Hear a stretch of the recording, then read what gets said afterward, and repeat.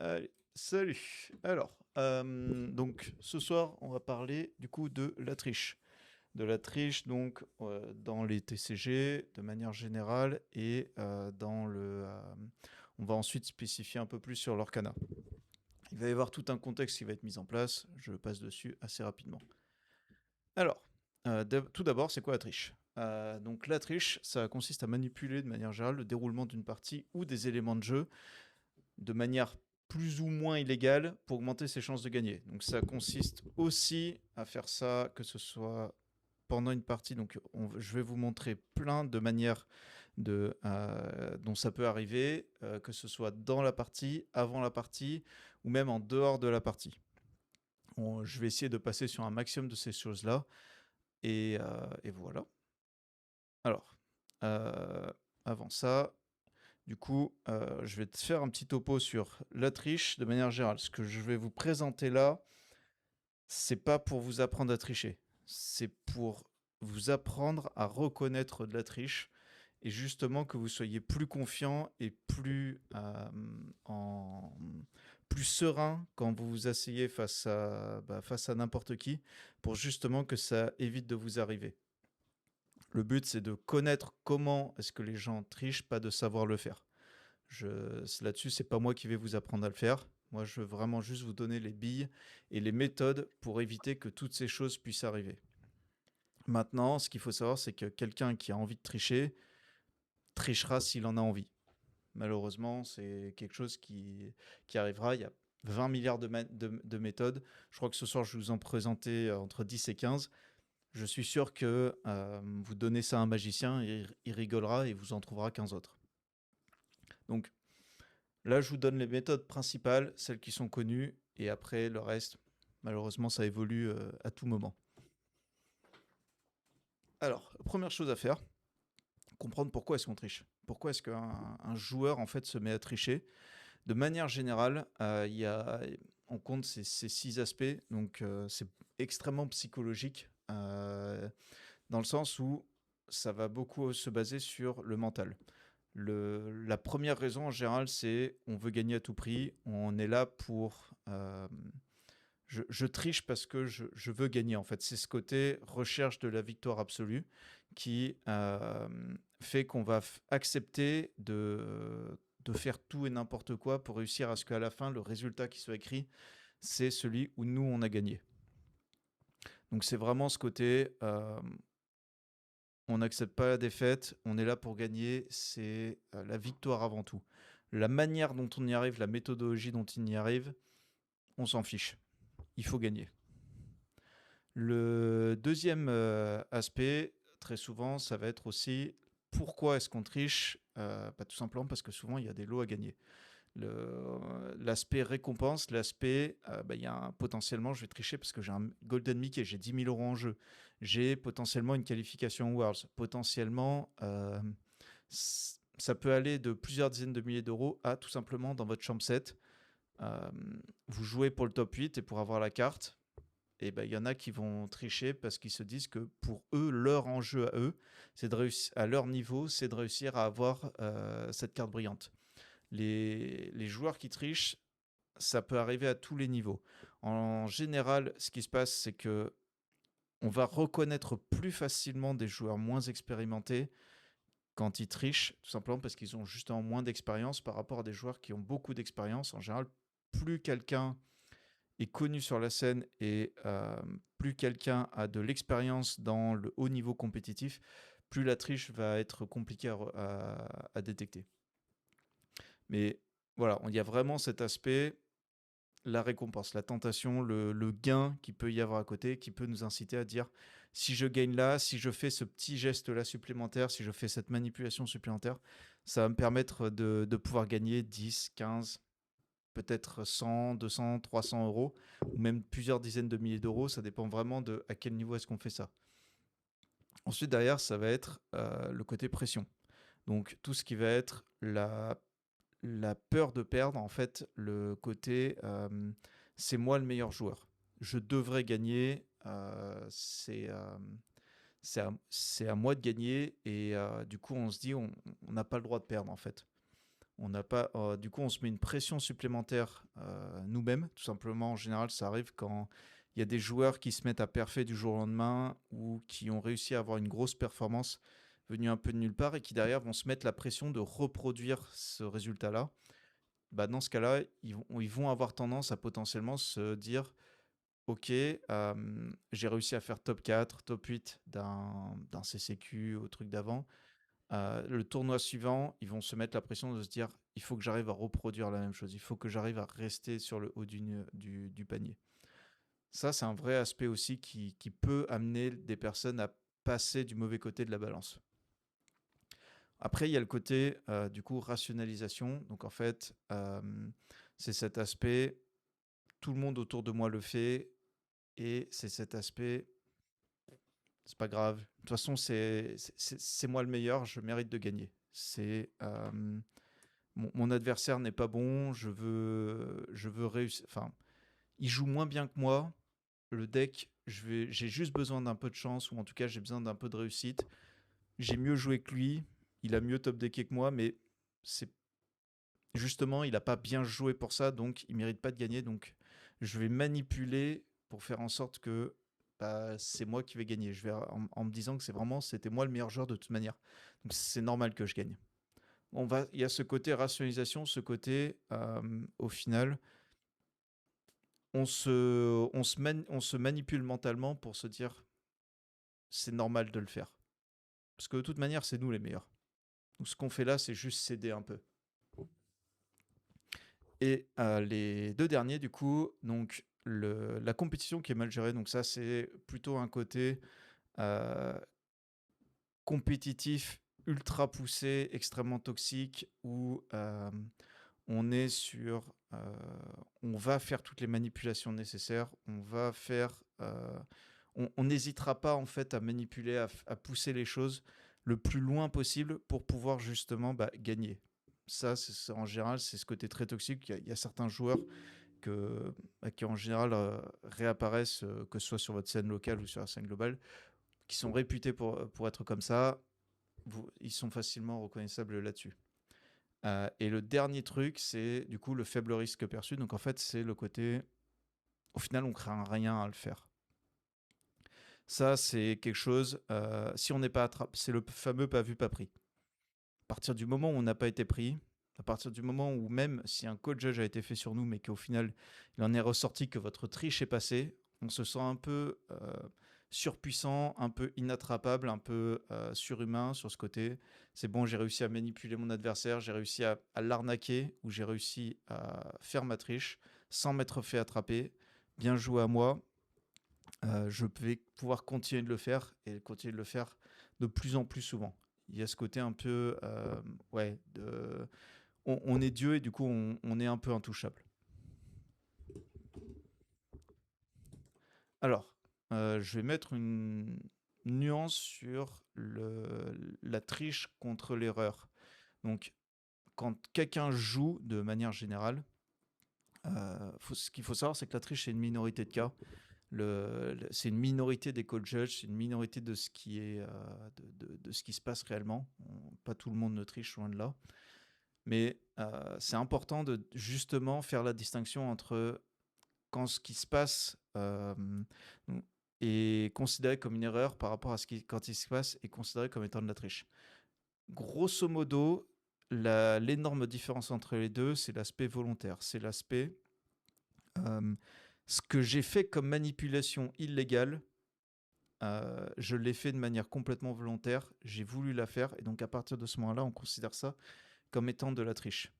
Une erreur, très souvent, du coup, ça va être une action qu'on n'a pas le droit de faire, qui est faite soit par de l'inattention, soit par une mauvaise manipulation, et on va essayer, si jamais on la détecte, de la corriger le plus rapidement possible.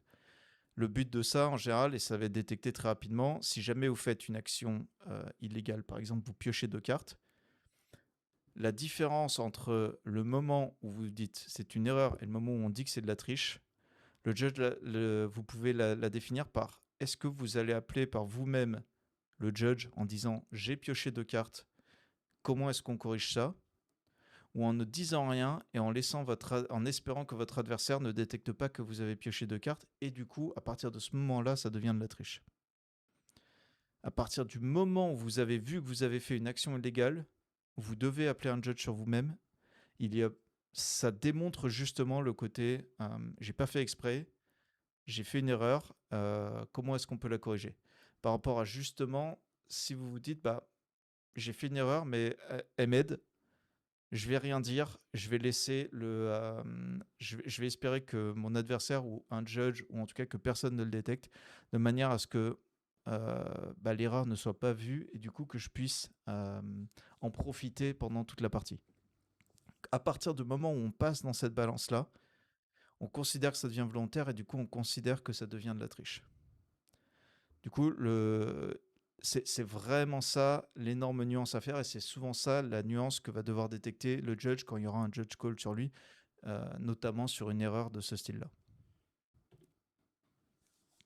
Alors, l'Orcana dans tout ça. Donc, faut voir que l'Orcana à l'heure actuelle, c'est un jeu qui se vend comme étant extrêmement casual. Il se veut très family friendly.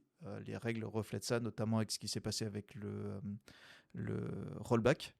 Donc, c'est-à-dire que si vous faites une action et qu'il n'y a pas eu de connaissances supplémentaires, vous pouvez rollback en arrière avec un call judge. Donc ça, faut voir que c'est pas le cas sur tous les TCG du tout. C'est même assez rare. Ce côté très très family friendly. Les judges sont poussés à ça aussi, à essayer de répondre ça de la manière la plus friendly et family friendly possible. Ça a un impact parce que du coup, en fait, la triche à l'Orcana, faut voir qu'aujourd'hui, elle est peu, voire pas punie du tout. Alors je dis ça, on est dans un contexte du coup 2026. Il y a pas vraiment de judge programme non plus qui a été mis en place. Il y a eu l'annonce d'un premier système de niveau. Mais aujourd'hui, la triche à l'Orcana, vous pouvez tricher, il y aura extrêmement peu de conséquences, voire pas de conséquences du tout. On a des cas de ban, on n'en a que 2 qui ont été connus. En 3 ans de jeu, c'est extrêmement peu par rapport à ce qui arrive en moyenne dans les TCG compétitifs.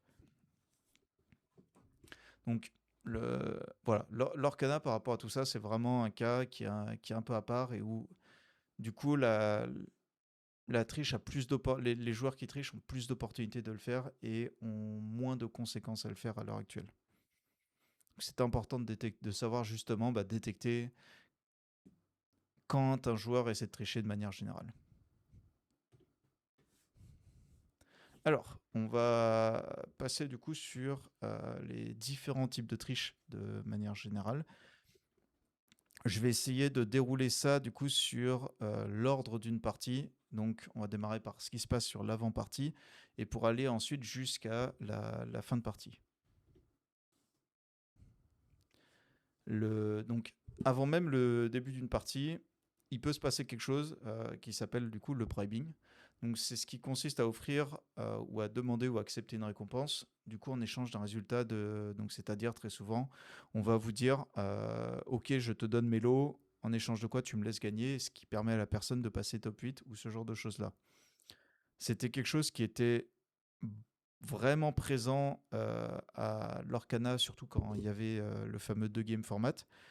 Il y avait notamment aussi ce qui se passait, ce qu'on appelait les lancers de dés, qui est une forme de bribing en soi, qui se produisait énormément. C'est quelque chose vraiment qui est complètement illégal et qui ne peut pas, qui doit pas être toléré de manière générale. Le but de ces trucs-là, c'est vraiment de dire on va essayer de manipuler un résultat à notre avantage avant même que le début de la partie commence et voire même la partie n'aura pas lieu. La nuance qu'il faut mettre à ça, c'est qu'un intentional draw n'est pas considéré comme un bribing. À partir du moment où un idée est juste un idée, c'est-à-dire qu'il n'y a pas eu de partage de lot ou quoi que ce soit pour cela, un ID n'est pas considéré comme un bribing.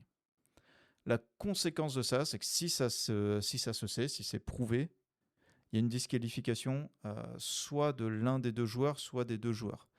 On disqualifiera le plus certainement un des deux joueurs, si on arrive à prouver que c'est le joueur qui a demandé le bribing, on arrive à prouver que c'est lui, il sera disqualifié. Et sinon, il y a certains cas où on devra disqualifier les deux du fait que en fait, on n'arrive pas à détecter. On sait qu'il y a eu bribing, mais on ne sait pas de qui ça vient, donc on va préférer sortir les deux. Dans cette situation, du coup, ce qu'il y a à faire de manière générale, c'est vraiment, on propose pas d'arrangement. C'est pas avantageux pour personne. Alors, l'ID, du coup, c'est intentional draw. Donc, en fait, c'est quand on se met d'accord avec son adversaire juste pour dire qu'on ne joue pas la partie, on fait une égalité volontaire. Donc aujourd'hui, c'est ce qui se passe notamment dans les derniers rounds de champ 7 et tout ça. Quand il y a 5 rounds et que les deux sont en 4-0, en fait, on va faire ce qu'on appelle un ID, donc un intentional draw, en disant ok, on fait une égalité volontaire, ça donne un point chacun et voilà.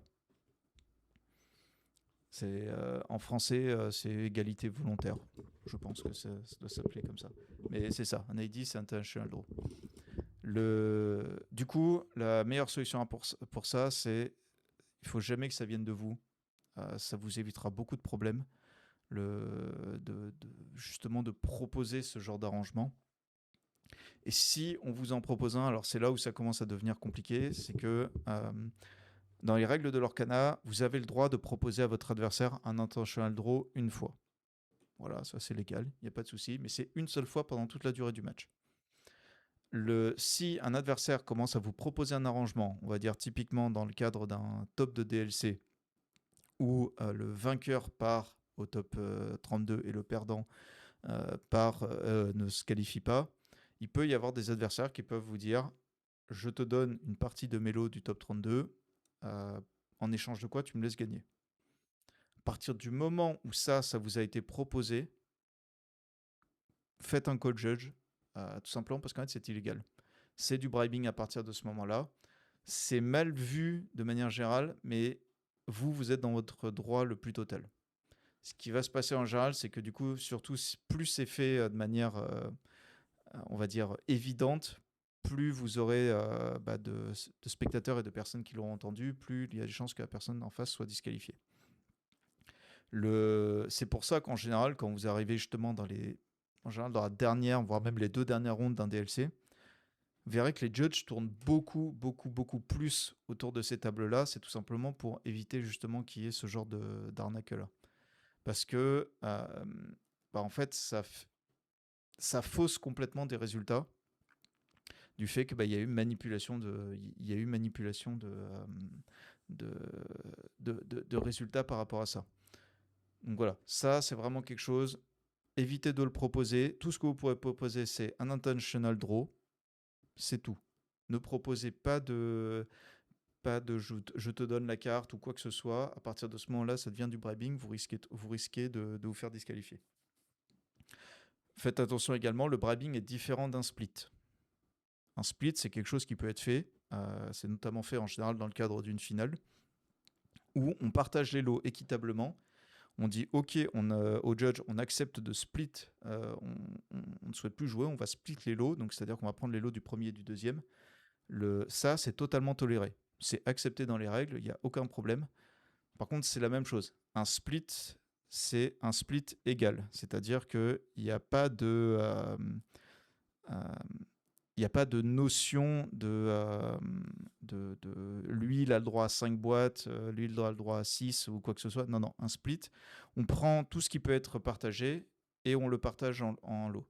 Typiquement, en général, pour le tapis, à la fin d'un championnat de 7 en finale, il y a certains joueurs qui vont dire écoutez, le tapis, moi, il ne m'intéresse pas. Par contre, je veux prendre la boîte en lot en échange. Et on essaie de s'arranger comme ça.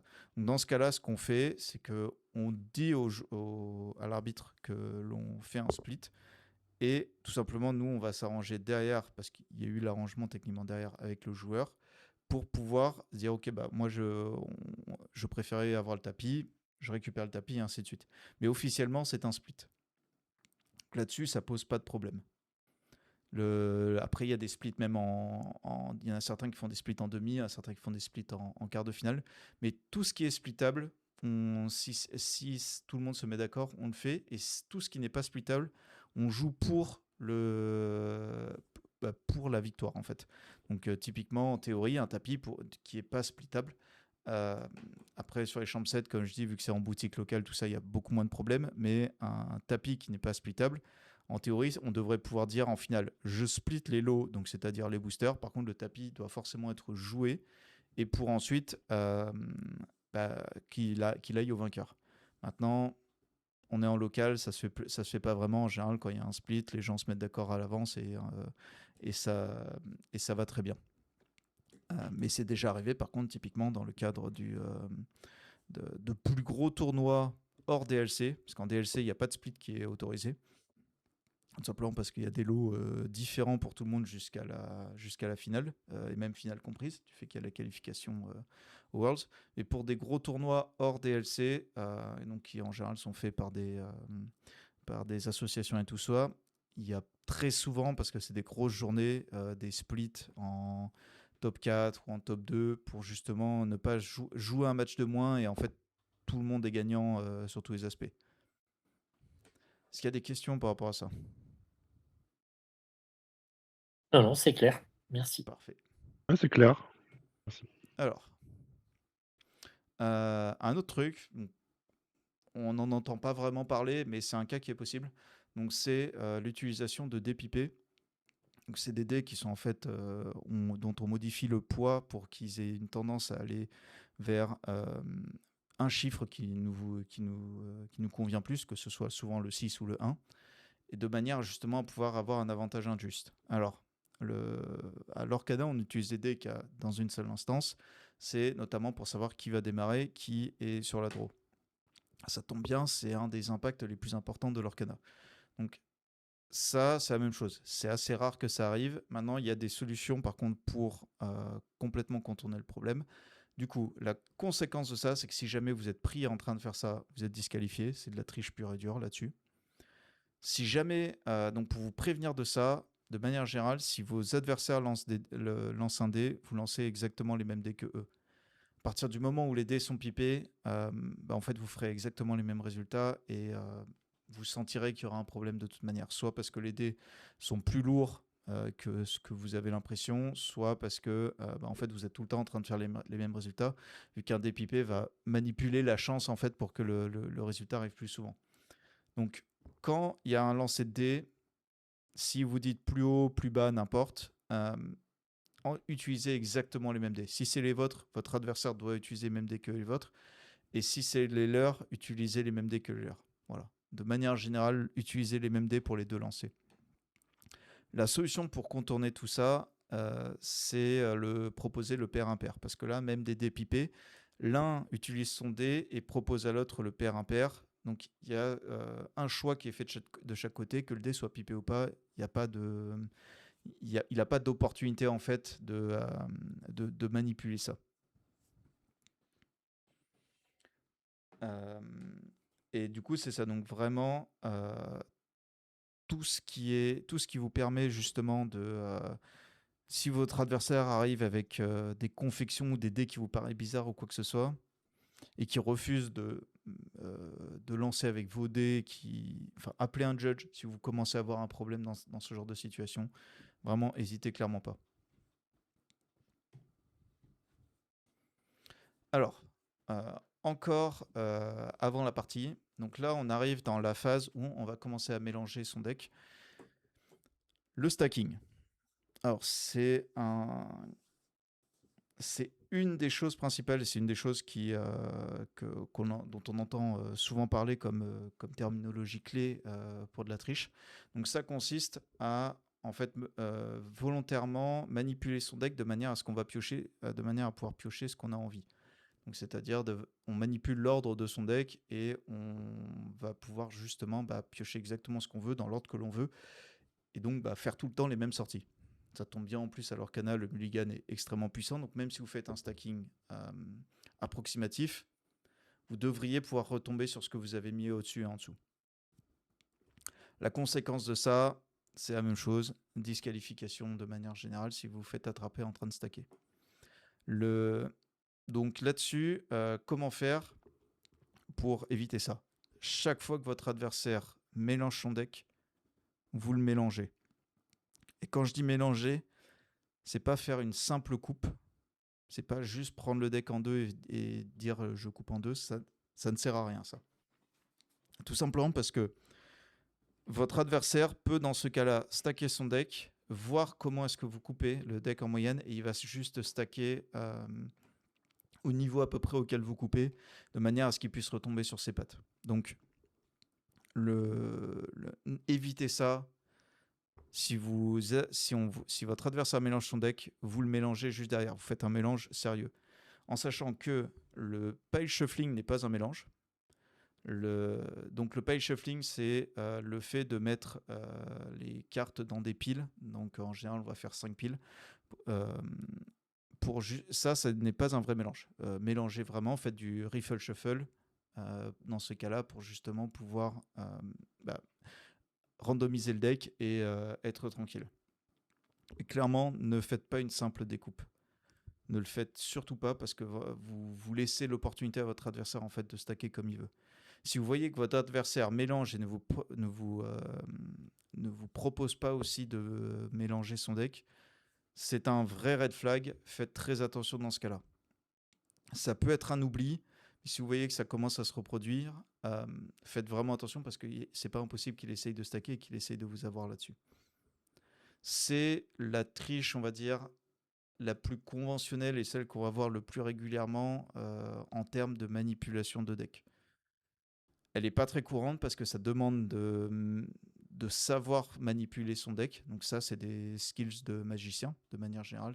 Ça vient des magiciens, justement, d'apprendre à pouvoir faire du stacking. Vous pourrez voir sur Internet, il y a des gens qui sont extrêmement doués là-dedans.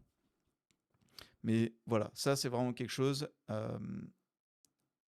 si vous n'arrivez pas à le détecter, si vous ne voyez pas que votre adversaire est en train de faire ça, dans tous les cas, mélangez bien son deck. Ça devrait éviter qu'il puisse vraiment justement en profiter. Avec ça, on a aussi, qui est dans la même variante, ce qu'on appelle... alors c'est le scouting ou c'est le scooping de mémoire. C'est quand votre adversaire, en fait, au début d'une partie, regarde les cartes en dessous de votre bibliothèque juste du coin de l'œil. Tout simplement, lui, ça lui permet de connaître votre bicolorité et du coup d'avoir un avantage significatif parce qu'il connaît votre bicolorité par rapport à vous qui ne connaissez pas la leur. Donc ça, c'est quand vous voyez votre adversaire qui va manipuler son deck et qui va manipuler votre deck, et quand il mélange, vous voyez que ses yeux sont au regard de votre deck et surtout la manière dont il mélange fait qu'il peut avoir la carte du dessous qui va être un peu relevée vers lui de manière à ce qu'il puisse justement détecter les couleurs. Concernant le stacking, du coup, je vais montrer un cas. Donc c'est Spacey à qui ça lui est arrivé. Et donc en fait, le joueur là, il est en train de stacker. Donc là, vous voyez que là, il est en mode ok, il n'y a pas de souci. En fait, ce qu'il est en train de chercher là comme carte, c'est là où vous voyez qu'il manipule bien les cartes pour essayer justement de trouver la carte qui l'intéresse. Donc l'idée pour lui, je vais revenir un peu en arrière. Voilà. Là, en fait, à chaque fois que vous le voyez manipuler, vous voyez que son pouce en fait est en train d'être remonté un peu. C'est justement ce qui lui permet justement de détecter la carte qu'il est en train de chercher et de pouvoir la placer où il a envie. Donc, en général, une fois que la carte est placée où il a envie, il va la mettre en dessous ou au-dessus. Et une fois que c'est fait, il va pouvoir justement essayer de la garder en dessous ou au-dessus. Hop. Et donc là, vous allez voir l'erreur de Specky. C'est qu'il va tout simplement mettre la main sur le deck de l'adversaire. Voilà. Il ne coupe pas, il ne fait rien. Donc là, son adversaire, il a compris que de toute manière, il va pouvoir stacker autant qu'il veut. Parce que son Spécie ne faisant pas de coupe ni de remélange, là, en fait, son stacking a marché. Il peut en profiter et en faire ça plus souvent. Est-ce qu'il y a des questions par rapport à ça? Parfait.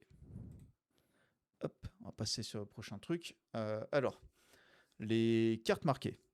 Donc ça, c'est l'autre grande triche dont vous entendez parler de temps en temps justement, c'est le fait de marquer ses sleeves pour pouvoir reconnaître les cartes que l'on va piocher en avance ou pouvoir justement les stacker. Parce qu'une des parties, un mélange potentiel aussi qu'on peut faire, c'est justement un mélange normal, mais au lieu de marquer au lieu de regarder le devant de ces cartes, on va regarder le dos, donc c'est-à-dire le mélange pour ton adversaire a l'air normal, mais en fait c'est dans le dos des cartes que l'on va avoir justement le marquage des cartes, et du coup on sait exactement ce qu'on est en train de chercher et ce qu'on va le trouver, et justement pouvoir aller le chercher. Donc le, ça permet justement de faire semblant qu'on est en train de mélanger normalement alors qu'en fait on est en train de stacker, et de préparer son deck justement pour qu'il puisse être dans la bonne préparation pour pouvoir avoir les bonnes cartes en main. La conséquence de ça, c'est que ça va du warning à la disqualification. Donc pourquoi ça démarre sur un warning? C'est qu'en fait, vous pouvez avoir des cartes marquées de manière aléatoire quand vous manipulez des sleeves et tout. À terme, moins vous les changez souvent, plus ça peut arriver. Vous verrez que vous aurez des coins cornus, vous commencerez à avoir des marques sur le dos des cartes, enfin sur le dos des sleeves, peut-être même de la poussière et ce genre de choses. Ça, techniquement, ce sont des cartes marquées. Maintenant, s'il n'y a pas de pattern, tout simplement parce que juste vous n'avez pas changé les sleeves ou vous manipulez mal vos sleeves, notamment avec les coins de bordure et tout ça, mais que c'est vraiment aléatoire, dans ce cas-là, un judge qui vous fait un deck check, il vous dira, il y a des cartes marquées, maintenant on ne les reconnaît pas, il n'y a pas de pattern, on vous met juste un warning et vous devez changer vos sleeves. En général, ils vont vous laisser faire la partie en cours et après vous devrez changer vos sleeves. Ça peut aller par contre jusqu'à la disqualification, dans le sens où si on arrive à reconnaître un pattern, c'est quelque chose qui justement devient de la triche, ça devient volontaire. Donc on passe de l'erreur justement à cet aspect volontaire. Et donc dans ce cas-là, ça va devenir quelque chose qui n'est pas toléré, et du coup on va disqualifier la personne par rapport à ça. Donc comment faire pour ça? Quand vous mélangez le deck de votre adversaire, des fois, il ne faut pas hésiter à justement regarder le dos des cartes ou quoi que ce soit pour voir s'il y a des patterns qui justement en ressortent. Que ce soit des coins cornus, je vais vous montrer après un exemple. Si vous reconnaissez ou si vous suspectez quelque chose, que ce soit sur la manière dont votre adversaire mélange ou des cartes qui vous paraissent marquées, souvent c'est avec des coins de cartes ou ce genre de choses-là, n'hésitez pas, même chose, appelez un judge, vous le prenez à part, vous dites que vous avez une question de règle ou quoi que ce soit, de manière à ce que votre adversaire n'ait pas de suspicion, et vous dites ok, je pense que mon adversaire a des cartes marquées, est-ce que vous pouvez faire quelque chose? Donc là-dessus, ce sera au judge après en fait entre deux parties, de déclencher en fait un deck check et justement de pouvoir aller vérifier ce genre de choses-là. Ou sinon, le judge va potentiellement rester dans le coin, essayer de regarder et voir si justement lui ne peut pas détecter de loin des cartes marquées ou des patterns qu'il pourrait reconnaître. Un cas concret qu'il y a eu, c'est justement à Magic. Alors, voilà, là je vous montre un petit exemple. Ça c'est des coups d'ongles. Voilà, ça marque des cartes techniquement. Donc là, le cas qu'il y a eu dont je vais vous parler, donc c'est une légende de Magic, un gros joueur qui s'est fait bannir, qui s'est fait disqualifier puis bannir de mémoire des championnats du monde pour avoir eu des cartes marquées. Donc en fait, il avait la carte, c'est une combinatoire de 3 cartes différentes dont il a besoin. Et donc en fait, ce qui s'est passé, c'est que ces 4 cartes-là, donc en Magic, on peut avoir les cartes de jusqu'à 4 exemplaires parce que c'est un deck de 60. Les 4 cartes étaient marquées exactement toutes dans le coin droit bas de la pochette. Les 4 autres cartes qui lui sont nécessaires étaient marquées sur le coin en bas gauche d'une autre manière avec une pliure. Donc ça, c'est un coup d'ongle. Ça, c'est une pliure. Et ça, c'est une pliure, même chose pour les 4 dernières, sur le coin en haut à gauche. Donc là, alors c'est pas Bertoncini, c'est un japonais je viens d'oublier le nom, à qui c'est arrivé. Mais voilà, c'est vraiment un cas en fait où là, il n'y a pas eu d'erreur possible. C'est-à-dire que le judge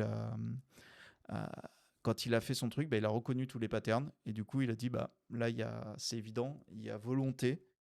Donc, la personne a été disqualifiée pour triche.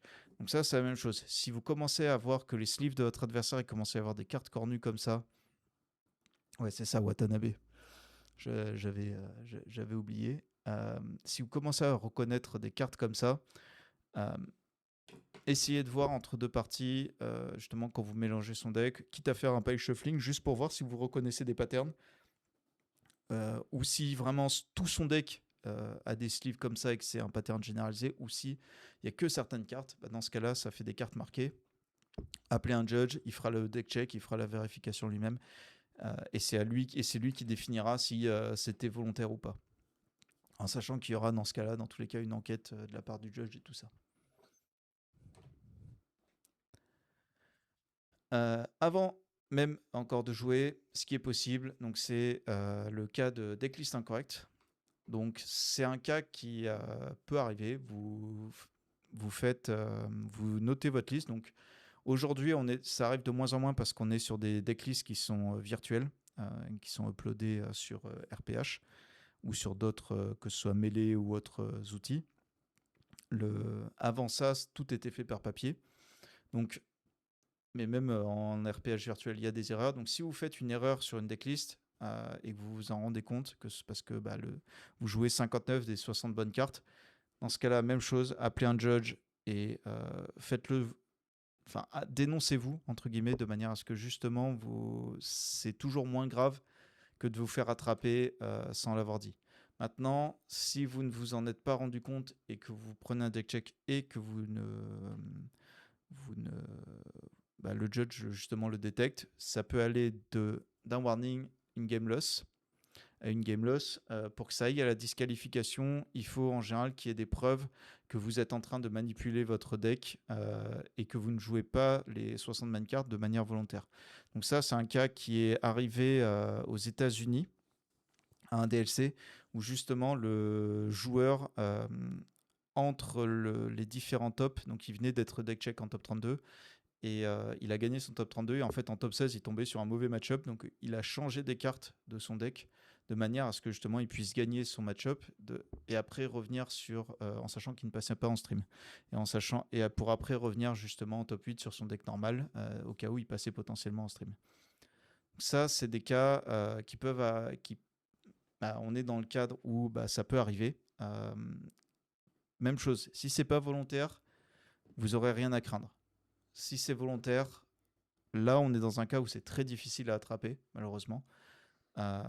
Tout simplement parce que c'est quelque chose dont nous on n'a pas la main. C'est très compliqué de définir que votre adversaire ne doit pas avoir ces cartes-là dans le deck quand il les joue contre vous. Si vous voyez des cartes qui vous paraissent bizarres, vous pouvez appeler un judge et lui demander à ce qu'il deck check ou à ce qu'il vérifie que certaines cartes sont bien présentes dans le deck.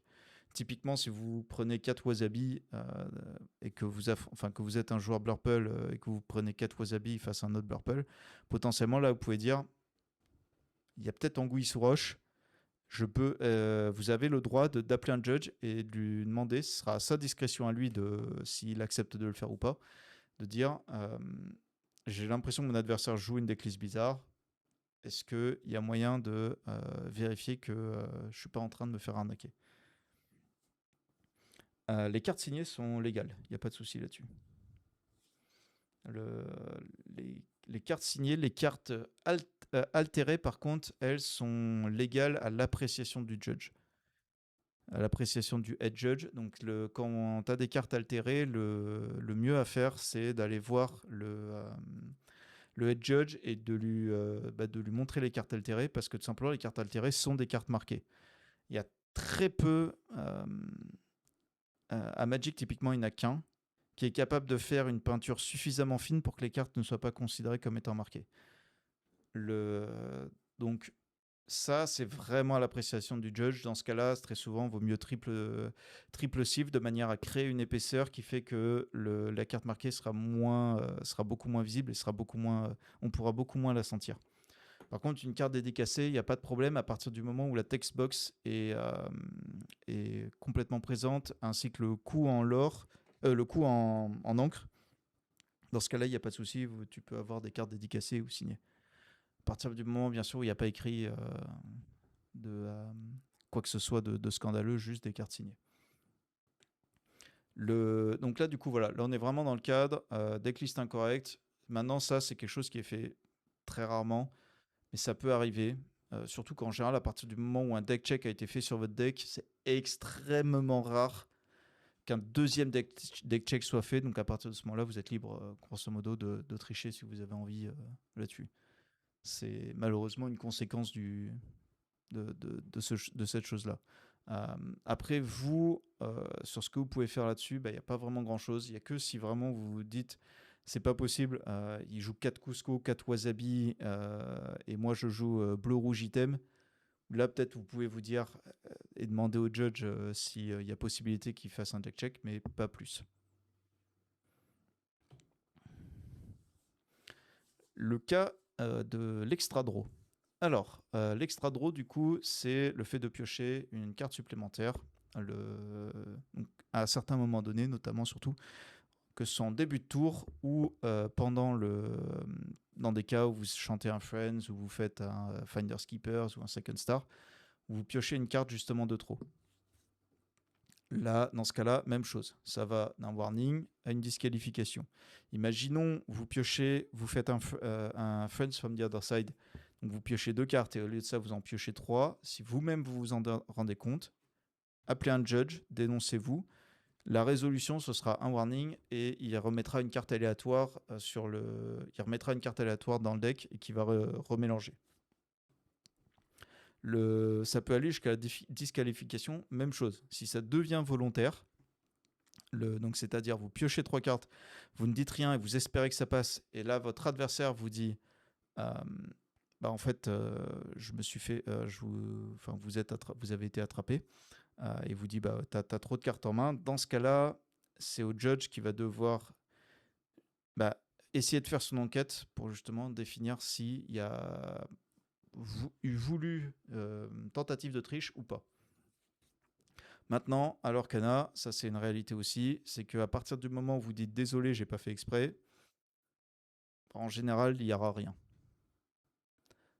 C'est un des problèmes du guidebook de ça, c'est que justement, ils sont trop gentillés sur ces aspects-là. Donc, pour l'extra draw, justement, quand ça arrive, comment faire pour éviter ce problème? Donc, demandez régulièrement le nombre de cartes de votre adversaire en main et qu'il vous les montre, qu'il étale les cartes dans sa main. Si un adversaire vous montre juste les cartes et ne vous dit pas combien il en a, en sachant que ça, c'était du coup la technique du premier ban. Donc, le premier joueur banni à vie de l'Orcana, c'est un Américain qui justement faisait des extra draws à tous les tours. Et en fait, pour réussir à contourner le problème, ce qu'il faisait, c'est que quand son adversaire lui demandait le nombre de cartes en main, il montrait juste les cartes qu'il avait en main, il ne disait jamais combien il en avait exactement. Ça a marché juste pendant un DLC, il s'est fait disqualifier au deuxième DLC où il a tenté ça. Même chose, si le nombre de cartes que votre adversaire a vous paraît pas bon, vous faites un call judge. On est capable, l'Orcana est assez simple sur pas mal d'aspects là-dessus. On peut faire un rewind avec les cartes qui ont été jouées, les cartes qui ont été mises en encre et les cartes qui sont sur le plateau de jeu. On peut faire un rewind de la partie et voir combien de cartes vous devriez avoir. C'est quelque chose qui est largement faisable. Du coup, c'est la même chose. Ce sera au judge de définir et de faire le travail pour pouvoir justement vérifier que le bon nombre de cartes est bien présent et que du coup, il n'y ait pas eu infraction aux règles là-dessus. N'hésitez clairement pas à demander très régulièrement. C'est pour ça qu'en général, vous entendez que c'est tout autant une information importante pour vous quand vous jouez, que aussi une information pour justement vous assurer que votre adversaire ne triche pas, c'est le nombre de cartes qu'il a en main. On a des cas, donc là je vais vous montrer, donc même chose, un joueur qui le fait. Donc là c'est volontaire. Donc là en fait, ce qu'il vient de faire, c'est qu'il vient de piocher, sauf que ce qu'il a fait, c'est qu'il a pioché 2 cartes. Comme vous pouvez le voir là, c'est extrêmement subtil. La manière dont il a pioché 2 cartes, c'est juste que les 2 cartes sont stackées et du coup, il a justement pu le faire. Voilà. Et là, c'était vraiment invisible, la manière dont il l'a fait. Il y a plein d'autres manières de le faire. Ça, c'est une vidéo que je vous donnerai à la fin, justement, qui montre beaucoup de manières dont les joueurs peuvent tricher. Justement, c'était la même idée. C'est-à-dire que là, il vient de repiocher 2 cartes, alors que c'était complètement... voilà. On a l'impression qu'il en a pioché qu'une, mais en fait, il en a pioché 2 là-dessus. Donc, c'est quelque chose qui peut arriver assez facilement. Malheureusement, c'est pour ça qu'on vous dit demandez très régulièrement le nombre de cartes que votre adversaire a en main. Essayez de traquer à peu près combien il devrait en avoir par rapport à ce qui a été joué, par rapport à ce qu'il a pioché, de manière à ce que justement, en fait, il puisse moins facilement commencer à faire ces dingueries-là. C'est la même chose, c'est un flow que vous devriez voir parce que c'est des patterns qu'on reconnaît en général, surtout sur quand on joue des decks comme Blurple. On arrive à reconnaître certains patterns pour pouvoir justement se dire non, là il ne devrait pas avoir 2 cartes en main, il devrait en avoir qu'une ou il devrait en avoir 3 et pas 5. Voilà. Hop.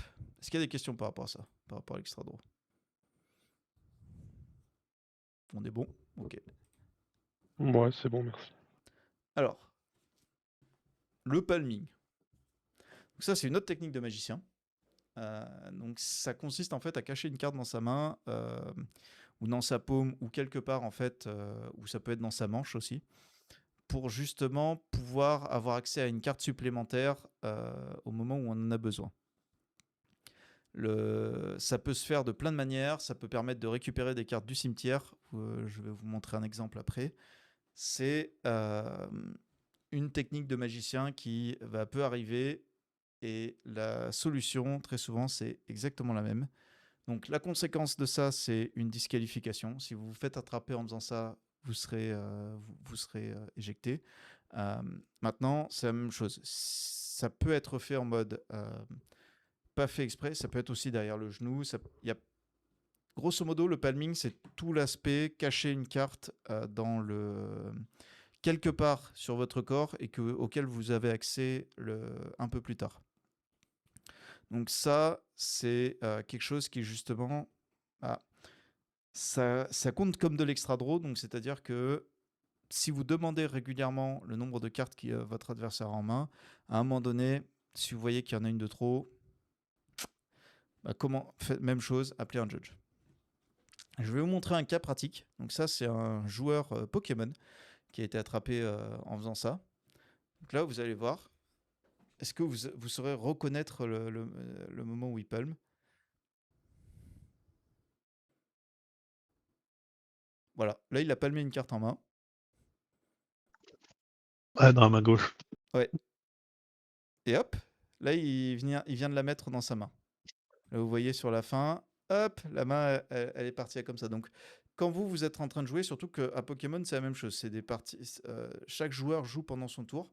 Donc, potentiellement, là, l'adversaire est en train de faire son tour et en train de faire sa manipulation. Là, il a fait de manière très innocemment le côté je regarde mon cimetière, j'avais besoin d'une carte de mon cimetière. Voilà. Et en fait, du coup, il a récupéré la carte qu'il avait besoin. Et vu que vous étiez concentré sur votre tour, potentiellement, il a pu faire exactement ce qu'il avait envie. Et donc, tricher de cette manière-ci. Donc, ça peut être... là, c'est fait de manière assez subtile. Il s'est fait attraper parce qu'il s'avérait que c'était en train de filmer. Pas de bol. Mais sinon, son adversaire n'avait rien vu.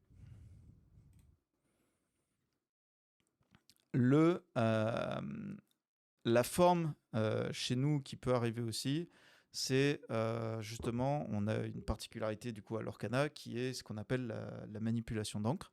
Donc, ça va être tout ce qu'on fait en termes pour pouvoir abuser sur ses encres. Donc ça va être ancrer plus, récupérer des cartes de son encre, ne pas payer ses coûts d'encre. Justement, tout ça, c'est des choses qui peuvent arriver à l'Orcana.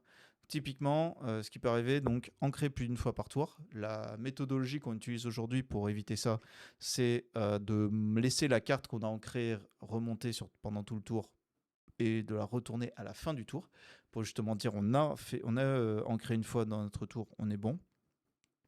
La deuxième chose qui peut arriver, c'est de ne pas payer la carte qu'on joue en fait au moment de son encre. Donc ça va vous donner accès à plus de ressources que ce que vous devriez avoir. Donc c'est la même chose, faites très attention là-dessus à vérifier que votre adversaire a bien le bon nombre de cartes d'encre et a bien le bon nombre d'encre pour pouvoir jouer toutes ces cartes. Faites-le payer au fur et à mesure. C'est très important là-dessus parce que, même chose, potentiellement, il n'aura pas assez pour tout jouer. Et le dernier truc, c'est de pouvoir récupérer une carte de son encre. Je vais vous montrer un cas pratique après qui s'est passé aux États-Unis justement. La conséquence de ça, donc, c'est la même chose. Ça peut aller du warning à la disqualification. Alors, vous remarquez que il y a beaucoup de trucs qui vont de warning à disqualification. C'est tout simplement parce que la différence entre l'aspect erreur et l'aspect volontaire est énorme. À partir du moment où un judge définit que c'est une erreur ce que vous faites, la punition va être beaucoup moins sévère que s'il estime que ce que vous avez fait a été volontaire. S'il estime que ce que vous avez fait est volontaire, ça ira beaucoup plus vers le côté disqualification. Et par contre, s'il estime que ce que vous avez fait n'est pas volontaire, ça ira beaucoup plus du côté du warning. Maintenant, il faut faire attention. Plusieurs warnings peuvent aller justement jusqu'à un game loss. C'est-à-dire que cette erreur répétée commence à devenir volontaire et peut aller justement jusqu'à une game loss. Et derrière, donc pour ça, la meilleure manière que vous ayez en fait au final, c'est justement essayer d'avoir savoir combien votre adversaire en fait a d'encre, de manière générale, combien est-ce qu'il devrait avoir d'encre. Donc ça, c'est quelque chose que, surtout sur les premiers tours, c'est un pattern qui est très facilement reconnaissable. Normalement, vous ne devriez pas vous faire avoir sur les premiers tours. C'est plus on arrive tard dans les tours, où c'est le genre de choses qui peut arriver assez facilement, surtout quand on arrive sur des chiffres comme 9, 10, 11, 12, 13 d'encre, où là, du coup, il peut se passer des dingueries. Le cas qu'on a vu, du coup, c'est un cas qui est arrivé au dernier DLC aux États-Unis. L'adversaire en question a été, la personne en question a été disqualifiée. Je vous laisse pour ceux qui ne l'ont pas vu.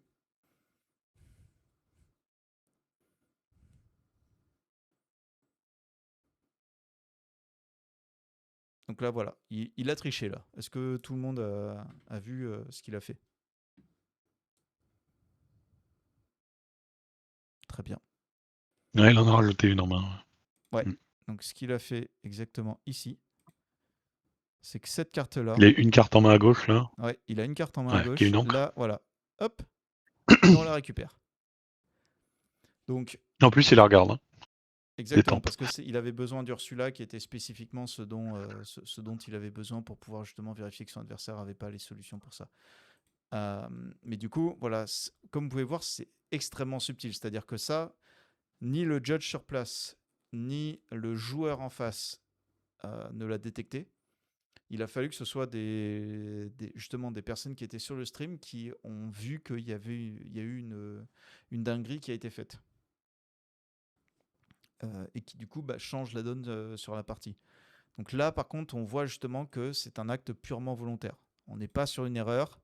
Il sait qu'il a une seule carte en main. Il sait qu'il a besoin de plus.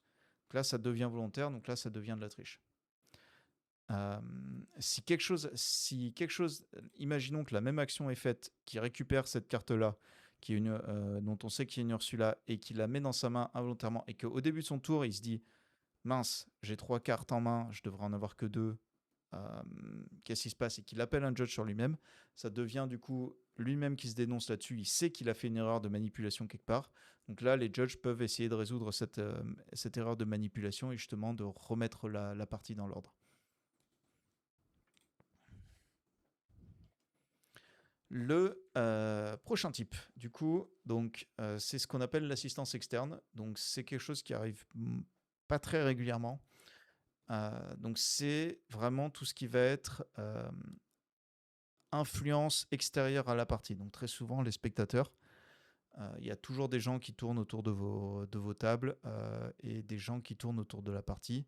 Il y a des cas où certains spectateurs vont parler, vont dire des choses ou vont faire des gestes, surtout si vous avez des personnes qui sont derrière vous en train de vous regarder. Potentiellement, ce sont des personnes qui sont là pour aider votre adversaire. Donc, dans ce genre de situation-là, c'est ce qu'on appelle du coup l'assistance externe. Donc, c'est la même chose. La conséquence, ça va d'un warning à une disqualification.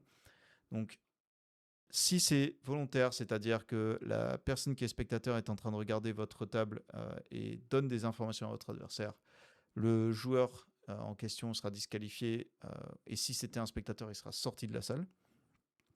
Si par contre, c'est juste vous êtes en train de parler trop fort parce que vous êtes en train d'échanger par rapport à ce qui se passe sur la partie et qu'un judge vous grille là-dessus, il vous demandera juste de partir. Vous pourrez potentiellement rien prendre là-dessus également.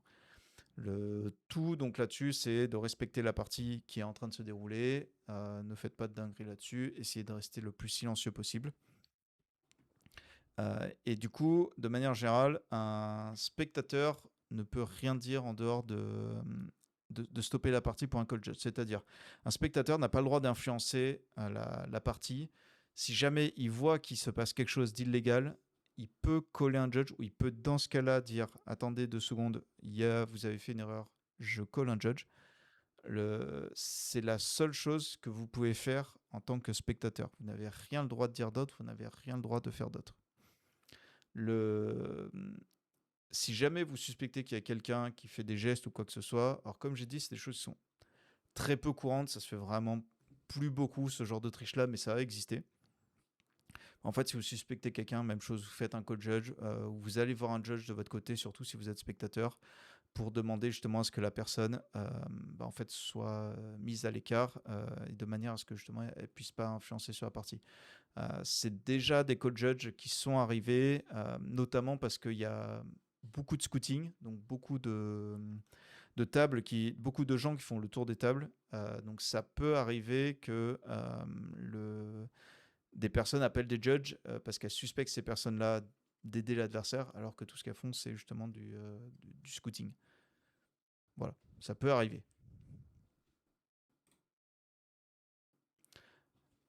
Autre type. Alors, le slow play. Le slow play, c'est donc quelque chose dont je pense tout le monde a déjà entendu parler. Ça consiste à jouer volontairement, ou en tout cas retarder de manière volontaire tout ce que l'on fait en termes d'action pour que la partie en fait aille au time. Donc ça, en général, c'est des choses qui peuvent arriver quand justement vous gagnez 1-0 et ou que vous perdez, enfin que votre adversaire gagne 1-0. Et justement, il voit qu'il est en mauvaise posture pour la deuxième partie ou qu'il voit que s'il peut faire durer la partie plus longtemps, il n'y aura pas de troisième partie et du coup, voire même la deuxième ne sera pas terminée. Et du coup, il va gagner 1-0 et donc avoir ses 3 points.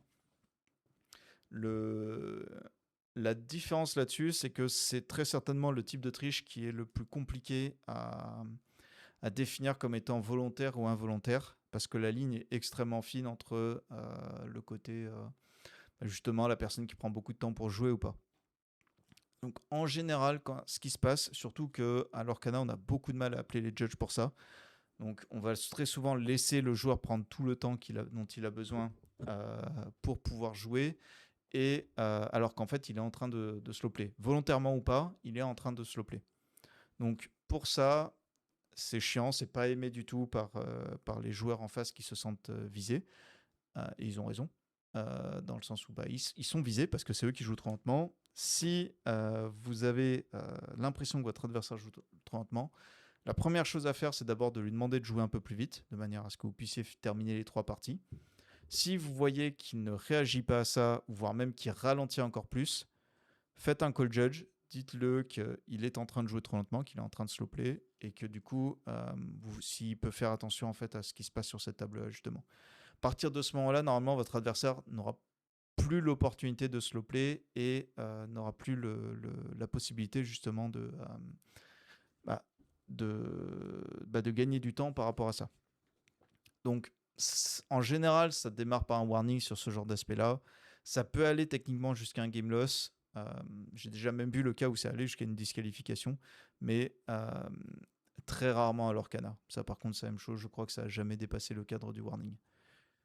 Même chose. C'est là où il y a une énorme différence. Typiquement, à Pokémon, quand il y a des slow play, les judges ont la liberté de coller une game loss ou de coller un warning pour slow play sans qu'il y ait eu de débat auparavant. Alors qu'Anna, c'est quelque chose qui arrivera jamais, ça. Est-ce qu'il y a des questions par rapport au slow play? Alors, dans ton cas, Jimmy, donc un adversaire qui ne concède pas la partie alors qu'il est out, c'est son choix, il a le droit de le faire. Il est techniquement pas en train de slow play. Un slow play, c'est vraiment ce côté où votre adversaire prend 30 secondes à 1 minute par tour, voire même par action, avant même de jouer quoi que ce soit. Donc c'est vraiment un aspect très volontaire de jouer très lentement. Et c'est ça qui va définir un slow play. Un adversaire qui ne veut pas abandonner une partie qu'il a perdue, c'est dans son bon droit là-dessus, il n'est pas dans le cadre du slow play. On peut gagner du temps en tant qu'on joue dans des temps corrects, même si la game est perdue d'avance. C'est notamment le cas c'est notamment le cas typiquement contre un bleu-jaune ou ce genre de choses-là, où le bleu-jaune sait très bien qu'il a gagné, où son adversaire sait très bien qu'il a perdu, mais tout simplement parce que le deck met beaucoup de temps à gagner, ça peut devenir par contre là une raison de jouer, de pas faire du slow play, mais de jouer la partie jusqu'au bout, parce que justement, le bleu-jaune va mettre énormément de temps à gagner et potentiellement ne va pas gagner dans les temps si vous avez gagné la première. Donc, il y a des cas où, justement, il y a certains decks qui sont considérés comme étant pratiquement injouables à cause de ça, du fait que ça met beaucoup de temps à aller au bout d'une partie, et du coup, on laisse... Il y a ces opportunités, justement, d'avoir des draws ou des défaites parce que les games ont pris trop de temps. Est-ce qu'il y a d'autres questions par rapport à tout ça? Non. Parfait. Alors, un autre cas de triche, du coup, celui qu'on appelle du coup le judge call abusif. Donc c'est un judge call où on va essayer de manipuler ou l'arbitre de manière à ce qu'il donne à ce qu'il rende à ce qu'il rende un jugement qui soit à notre avantage alors qu'il ne devrait pas l'être. On a déjà vu le cas extrêmement connu, donc c'est le cas qui a eu justement le deuxième ban, donc c'est le cas de Raclem, qui est considéré justement comme étant du sharking, qui était un cas de judge call abusif. Donc on n'est pas là pour... Alors je ne vais pas dire si ce qu'il a fait était bien ou pas ou n'importe, juste là le cas justement c'était ça. On est tombé dans le cadre d'un judge qui s'est fait manipuler de manière à ce qu'il justement réclame et puisse s'en sortir et puis avoir un avantage dans la partie. Donc dans ce cas-là, la conséquence, c'est la même chose. Ça peut aller d'un warning à une disqualification en fonction de quelle est l'abusivité du judge call. En sachant qu'on peut avoir des judge calls pour absolument tout et rien dans ce genre de situation. C'est moins le cas à l'Orcana parce que c'est moins dans la mentalité de faire des judge calls, mais il y a certains TCG où faire des judge calls, c'est quelque chose qui arrive 2 à 3 fois par partie pour des raisons X ou Y. Certains joueurs sont des spécialistes de justement essayer de mettre l'adversaire dans une situation compliquée parce qu'ils sont perdants ou parce que ils arrivent à manipuler les judges pour que ça aille dans leur sens. Donc là-dessus, dans cette situation, ça peut vraiment aller de tout à rien.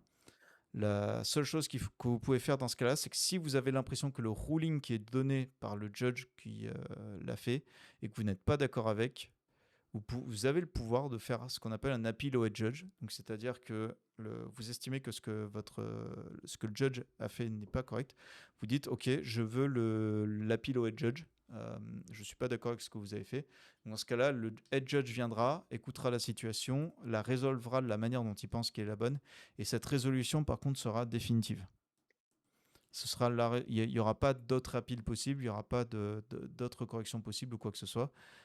C'est vraiment le judging, le rule qui sera final. Donc ça, c'est des choses, ça n'arrive pas trop à l'Orcana, ou en tout cas, ça arrive de moins en moins, ce genre de judge call, simplement parce qu'il y a très rarement des judge calls de manière générale à l'Orcana, du fait que c'est un jeu family friendly. Quand ça arrive, comme je dis en général, les cartes sont assez claires et sont assez simples de manière générale pour éviter qu'il y ait ce genre de choses-là. Donc, ça peut arriver, on l'a vu. Maintenant, il y a des chances pour que c'est le genre de choses que vous ne voyez potentiellement jamais justement dans le cadre de votre carrière à l'Orcana. La triche en remote, le dernier. Parfait. Alors, c'est un long sujet, un long débat houleux. Concrètement, il n'y a pas de conséquences là-dessus, tout simplement parce que le remote, de manière générale, n'est pas subventionné par Ravensburger, dans le sens où les tournois ne sont pas organisés par Ravensburger de manière générale. Pour ça, donc, il n'y a pas vraiment de conséquences quand on triche en remote. La triche en remote est aussi quelque chose de beaucoup plus compliqué à attraper, tout simplement parce que vous ne pouvez... ce n'est pas vous qui manipulez le deck, c'est pas vous qui faites tout ce qui va être les mélanges de decks et tout ça. Justement, tout ce que je dis dans tous les trucs avant de comment faire pour éviter de se faire tricher dessus, en fait, vous ne pouvez pas les faire. Vous vous basez sur le fait que votre adversaire joue avec honneur et joue avec intégrité et ne trichera pas. Donc, pour ça, malheureusement, il n'y a pas vraiment de solution. Toutes les solutions de faire en 3 tas et tout ça, justement, je vous ai démontré plus tôt que, au final, c'est des cas qui sont... ça ne change rien. C'est-à-dire que si votre adversaire a envie de stacker, le 2-1-3, 1-2-3, 3-2-1 ne changera absolument rien. Il peut faire 3 tas qui sont parfaitement égaux et dont la conséquence sera parfaitement la même, vu que les cartes sont présentes en 4 copies. On peut stacker de manière à ce que les trois tas soient exactement identiques sur le dessus de la bibliothèque. Donc, là-dessus, c'est vraiment quelque chose où vous n'avez pas vraiment de pouvoir.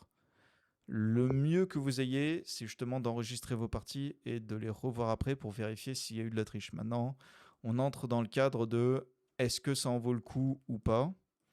Et vu qu'il y a très peu de conséquences, même aucune dans ce genre de situation, on est tout ça. En général, le rapport qualité-prix là-dessus, il n'est pas vraiment présent. Donc, voilà. Malheureusement, sur la triche en remote, surtout qu'il y a plein de triches possibles. Il y a des triches que je ne vous ai pas montrées qui sont exclusives au remote. Typiquement, on peut utiliser des images, des images fixes de son deck pour stacker son deck sans que votre adversaire le voie. On peut manipuler ce que la caméra est en train d'afficher. On peut couper la caméra et la remettre juste après. Il y a plein de triches qui sont possibles en remote qui ne sont pas possibles en physique. C'est pour ça que c'est un cas à part. C'est vraiment un cas qui est où là-dessus, on a peu de moyens et peu de leviers pour interagir face à ça. Et pour avoir un impact positif justement par rapport à tout ça. Alors là, du coup, je vous ai mis justement des vidéos que je vous conseille de regarder. Celle-là, c'est la plus grande pépite, justement, par rapport au remote. Là-dedans, vous pourrez voir des cas de triche qui sont improbables, auxquels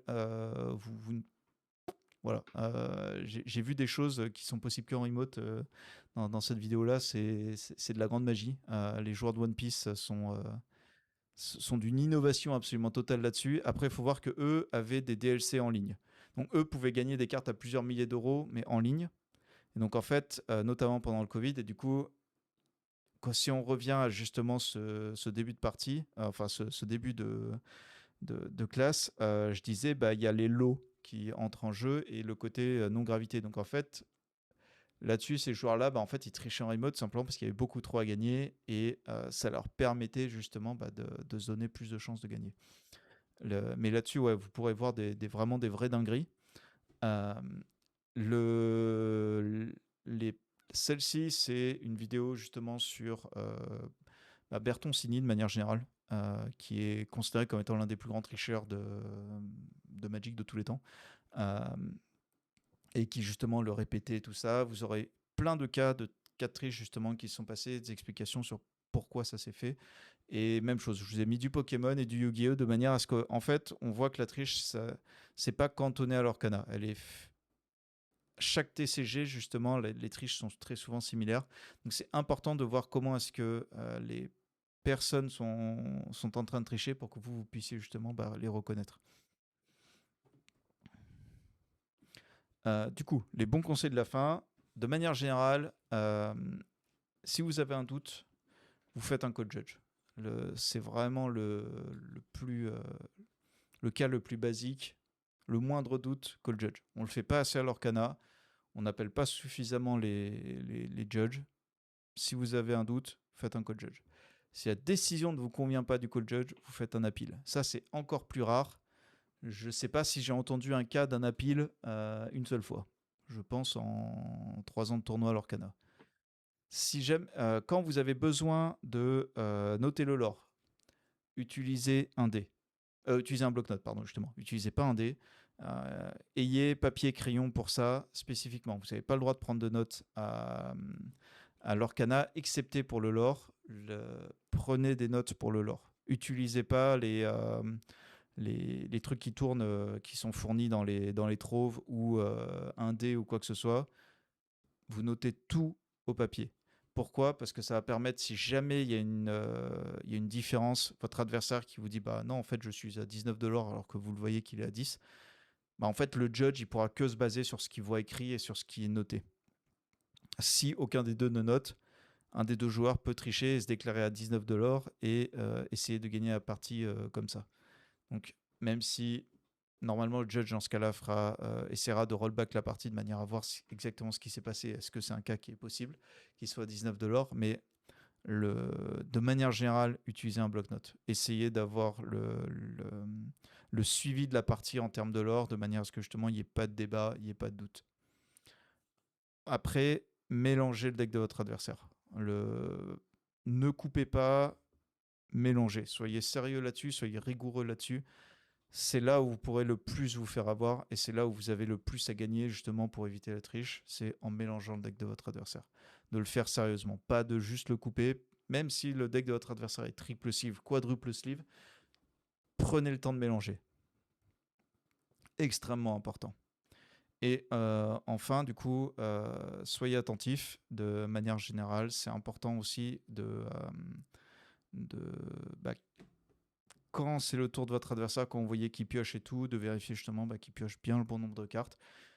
Il y a certains joueurs justement qui ont tendance à... d'autres qui vont être très explicites dans le nombre de cartes qu'ils piochent, dans la manière dont ils les piochent. Vous voyez bien qu'ils piochent les cartes une par une. Certains vont aller beaucoup plus vite, voire même vont couper des étapes. Donc faites très attention à ces choses-là. C'est en général quand on prend des raccourcis qu'il peut y avoir justement ce genre de triche-là. J'ai pas parlé aussi ce qu'on appelle des triches d'opportunité, donc qui est au final le cas qui peut se produire le plus souvent, mais qui est le cas le plus bizarre. La triche d'opportunité, c'est pas un type de triche défini, c'est une manière de tricher un peu spécifique qui consiste en fait à voir en fait les comportements de votre adversaire et à voir à quel moment est-ce que potentiellement vous allez pouvoir tricher. C'est-à-dire un adversaire qui ne vous regarde absolument jamais quand vous piochez ou quoi que ce soit, en fait vous allez peut-être justement voir que vous avez l'opportunité de faire des manipulations sur cet aspect-là. Si jamais votre adversaire ne note pas son lore, justement, ça vous donne une opportunité. Si jamais votre adversaire ne regarde pas le nombre d'encres que vous avez ou ne regarde pas certaines informations, en fait, c'est à ce moment-là où il va pouvoir justement mettre en place cette triche d'opportunité. C'est la triche qui est la plus compliquée très souvent à détecter et la plus compliquée à punir parce que c'est celle aussi qui souvent est le plus invisible et si jamais vous vous faites avoir, c'est celle qui est la plus facile à réfuter. Vous pouvez juste dire j'ai pas fait exprès. C'est des petits avantages comme ça qui vont pouvoir, qui justement certains joueurs appliquent ou en tout cas essayent d'avoir pour justement essayer de gratter ces 3, 4, 5% de win rate supplémentaires, notamment face à des joueurs moins forts.